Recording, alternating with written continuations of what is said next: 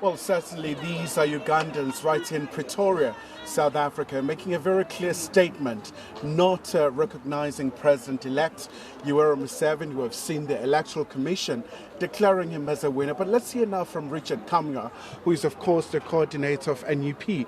So, Richard, your message was very clear to this diplomatic mission. What are you conveying to the diplomats from Uganda? So we have converged here this morning purposely to make our statement very, very, very clear against the regime. This house belongs to us. This is the Uganda mission, and this is our house. We have converged here this morning to make it very clear to the regime that we don't recognize the results pronounced by Byabakama in the recent concluded elections back in Uganda. There is enough evidence all over the country. There is enough evidence all over the internet for the election being rigged. We have the military, okay, running away with ballot boxes. We have the military ticking ballot boxes. We have a whole polling area in the western region where electoral officers were ticking the bottom of that ballot box. When you look at that ballot paper, the bottom guy there is Museveni, and they were all ticking for the same guy. Our deputy president in Uganda, at his home, we have 12 people shot dead, purposely because they were suspected of being supporters of the opposition. We have evidence from the northern region where our deputy president is already locked up. We don't even know where she is. We have hundreds of our colleagues shot, seated in hospitals. Many have disappeared. We have 740 colleagues who were arrested, not even arresting, kidnapped before the election. You know, an election is not supposed to be free and fair on election day, right? It should happen before, during, and after. Hours from the word go, when campaigns were launched, we had the military covering our leader. We had our president being blocked on main roads. If you go through our trail, you realize that every time Bobi Wine is shown on screens, he's on a dusty road. What was the cause of that? Because we had the military stopping him on all the main roads because the military is already partisan.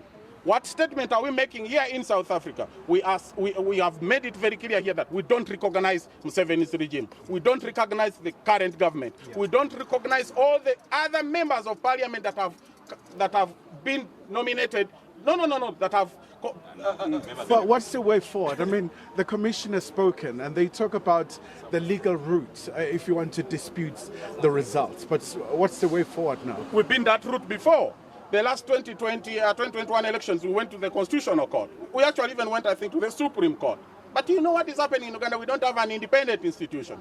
We have all institutions captured by one man. We have all institutions answering to one man. You have a judge who answers to Museveni. Let me give you an example. The last election we had when we went to court, one of the judges, Judge Chisachi, her judgment was pulled away from her by the Chief Justice. Please note that. By the Chief Justice, Owinyidoro. Today she's in exile. This is how we end up in exile, because we stand up for the truth. So you stand up for the truth in Uganda, you end up in exile because your life is at risk. So what did you make of the message of congratulations from Ruto, from the AU?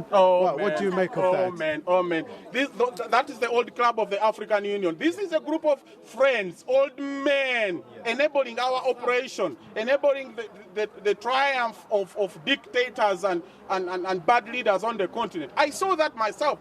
You know what is fun about the African Union? They even go ahead and say, we love the way the elections were conducted in Uganda. Oh my God, what an insane organization. But these guys must know we don't respect them at all. Yeah. We don't give them any credibility because they don't deserve any. Yes. Yeah. How do you come and celebrate a man who has locked up thousands of his people to go into an election? How do you celebrate a man who switches off the internet on a day of election? How do you celebrate a man who switches off electricity to rig elections? And then you come to the whole continent and say to the continent, oh wow, the elections happened well in Uganda. Please don't tell me about Ruto. These are the same enablers. This is the same group of men who don't care how we suffer. It is the same group. You want to tell me about Samia in Tanzania, who has just massacred over 10,000 people? You want to tell me about Ruto, who massacred over 300 youth during the tax protest? You want to tell me about who? Kagame? Museveni? This is the same group of old people. You understand? We don't have any respect to them because they are all illegitimate. Is Samia illegitimate in Tanzania? You think she's legitimate? She's not. She rigged an election. She killed thousands of our people, just like Museveni is doing now. You want to tell me Museveni is legally in that office? He's there illegally. So what do we do as fellow Africans? We have to fight for our freedom. Freedom is not free. As I conclude, do you have anything more to ask? All right, I think that's about it. As I conclude, before you go, I want to remind you that the people of Uganda will not be silenced. The voices of Ugandans, the will of the people will triumph. The people of Uganda will rise up, will get to the streets, and they will get rid of an illegitimate, oppressive regime of Yoweri Museveni. And at the end, And of course, those are the sentiments here outside the Ugandan High Commission here in Pretoria in South Africa, very steadfast in their commitment and really rejecting the results in Uganda. Khayelihle Khumalo, SABC News, Pretoria.